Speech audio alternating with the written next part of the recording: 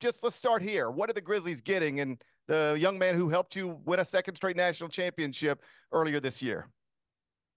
Yeah, GP, we were, thinking it might have ended up being two. You know, but yeah, I mean, Cam's just he's different. He's built different. Just the mental makeup, the competitiveness, like the commitment to ball. The commitment that he makes to being a great player and to becoming an NBA player that's gonna help the Memphis Grizzlies. I mean, the sick part about Cam is that if you and he'll tell you the truth because when you talk to him, but like part of him is thrilled that he was picked by Memphis and that he's going to have an opportunity with a great organization. But part of him is probably also pissed that he didn't get picked with their first pick in the second round or ninth pick. He's just a different human being. When did you realize that about him? Obviously, when you're recruiting him out of the transfer portal, the shooting stuff is you can just look at anything on Synergy, look at the numbers, that's all there. When did you know you were getting somebody that had a mentality you can appreciate?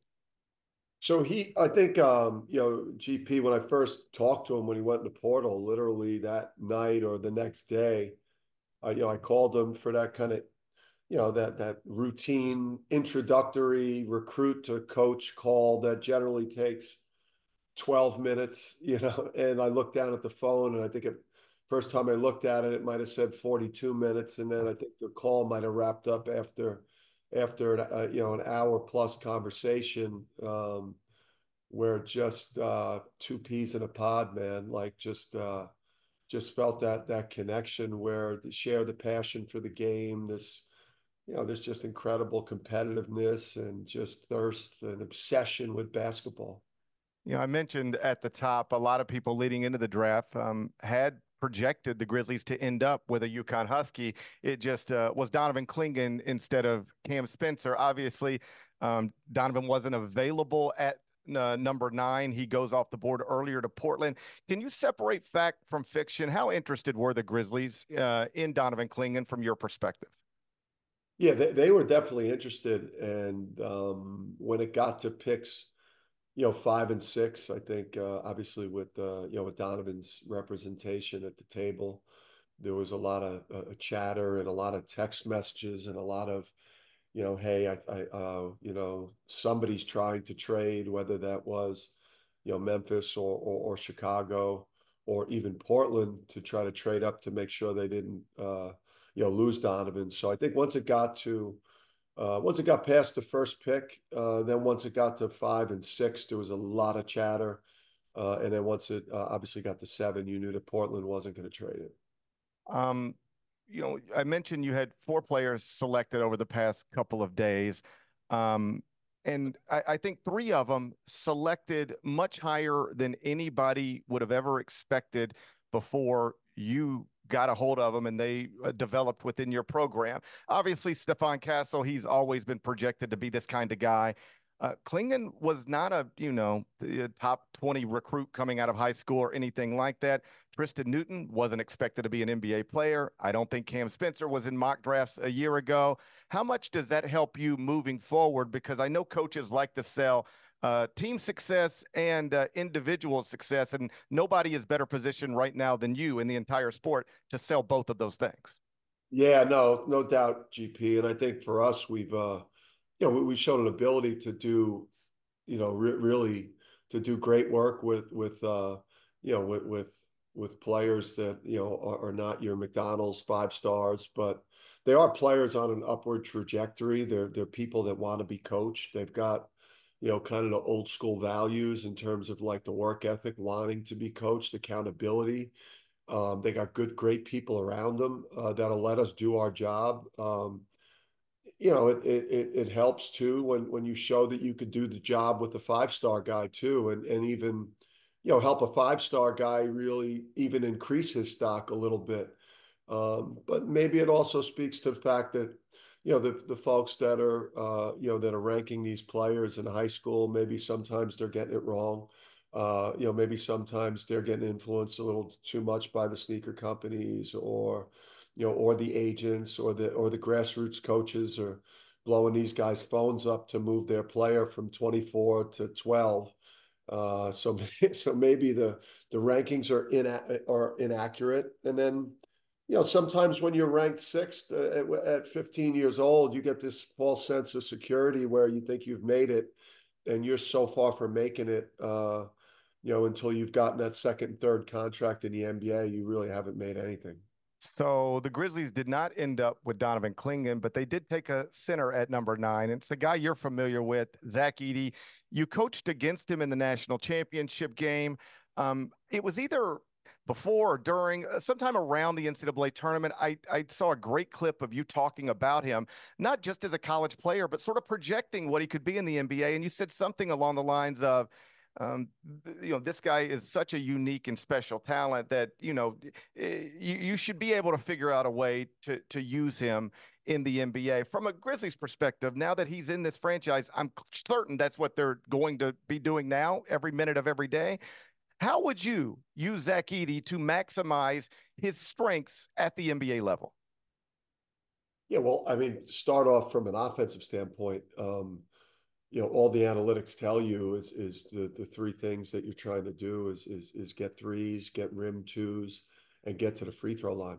So like two of the three things, he's like a dominant player with, like his ability offensively to put pressure on the rim, get you the rim twos. You have to foul him around the rim because he's such an incredible finisher. And then he puts so much pressure on the paint that he's also going to create great threes for your team offensively.